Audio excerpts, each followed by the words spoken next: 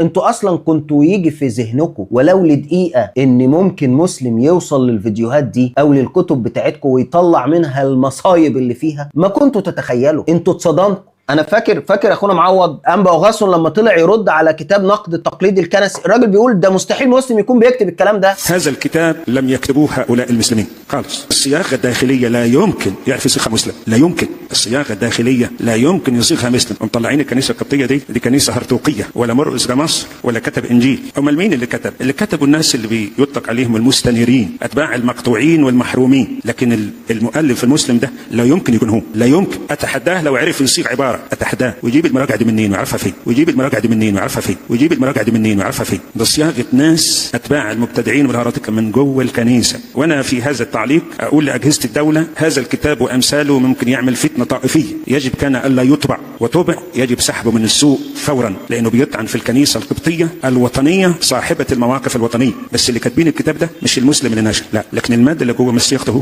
ما يعرفش يصيغها، لا يعرف يصيغها ولا يعرف يجيب العبارات من عشرات بل مئات الكتب، ما يعرفش. ده مطلعين كل شيء في المسيحيه والكنيسه القبطيه صفر. انت متخيل الراجل ده كان عايش في جحر تقريبا وما كانش يعرف المستوى اللي المسلمين وصلوا له. كان فاكر ان حد من جوه المطبخ عندهم.